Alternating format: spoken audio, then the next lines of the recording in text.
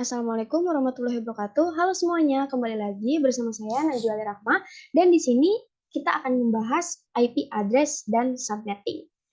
Pertama, kalian harus tahu dulu nih, apa itu IP address. IP address merupakan singkatan dari Internet Protocol Address atau alamat unik yang diberikan kepada setiap komputer di dalam sebuah jaringan untuk mengidentifikasi perangkat tersebut.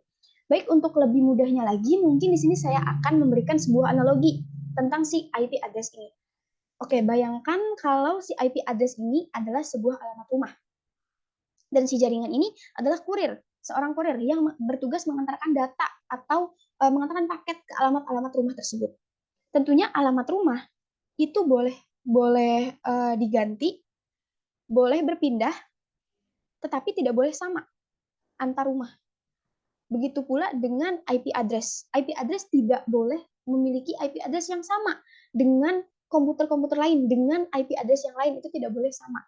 Kenapa? Karena bayangkan ketika ada 3 rumah dengan alamat yang sama, tetapi pemiliknya berbeda. Tentu si kurirnya juga akan bingung, kayak mau dikirim kemana nih paketnya, mau dikirim kemana datanya, gitu, mau dikirim ke rumah A, B, atau C, gitu, karena pemiliknya berbeda.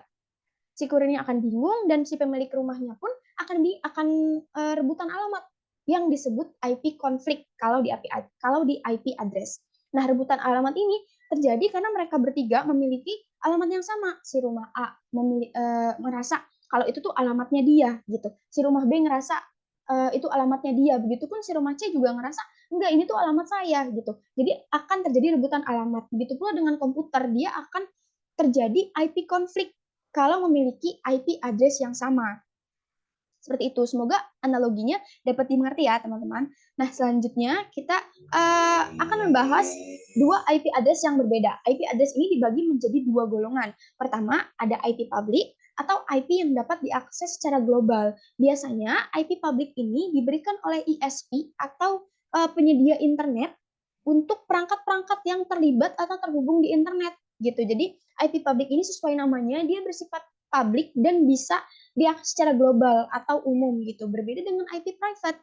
IP private ini bersifat lebih private untuk di jaringan lokal saja, seperti di rumah, kantor, perusahaan ataupun di sekolah seperti itu. Jadi IP private ini IP yang digunakan untuk jaringan lokal saja, seperti yang sudah kita bahas pada video sebelumnya tentang network fundamental.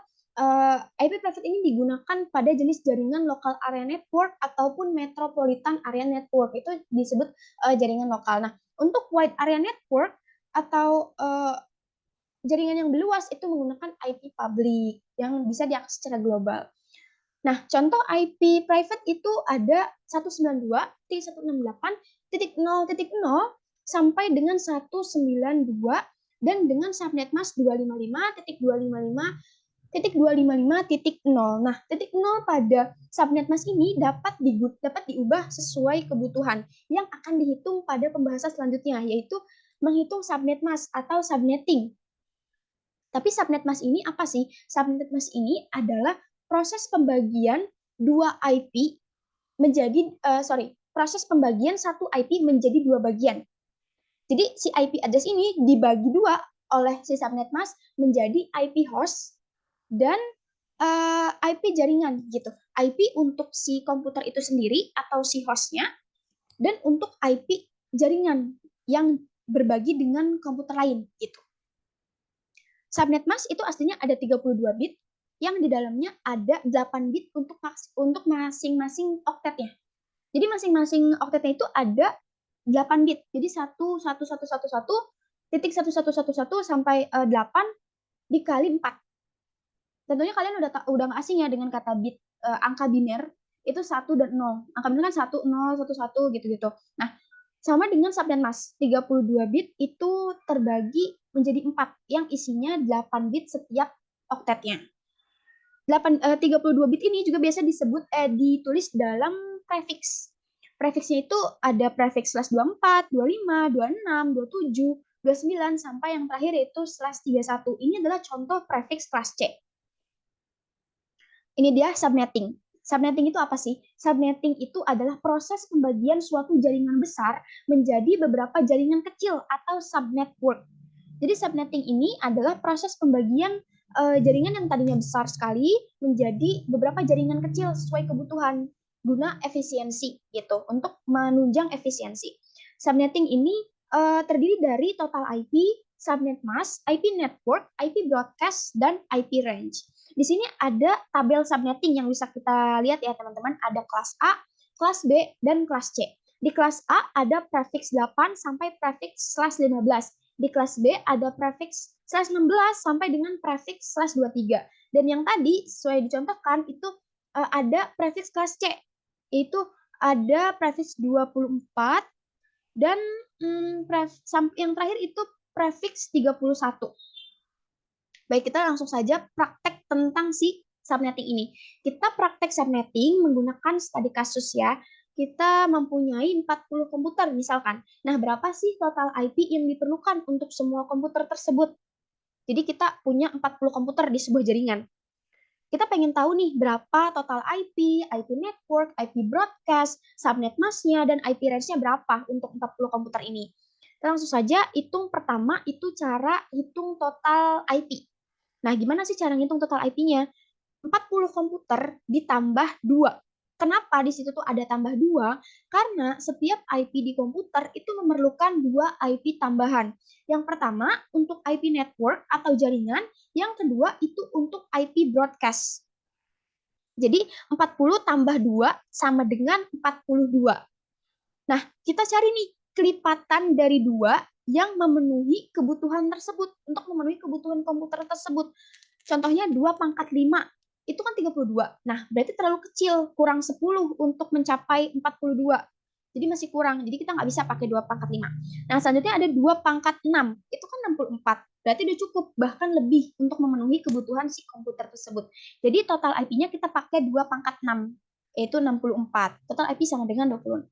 Total IP sama dengan 64. Gimana nih cara mengetahui prefixnya? Setelah mengetahui total IP, kita harus tahu prefixnya berapa. Dia masuk kelas A, kelas B, atau kelas C. Cara menghitungnya adalah dengan cara 32 dikurangi hasil kelipatan 2 perhitungan sebelumnya. 32 ini dari mana? 32 ini dari subnet mask yang sudah saya jelaskan tadi.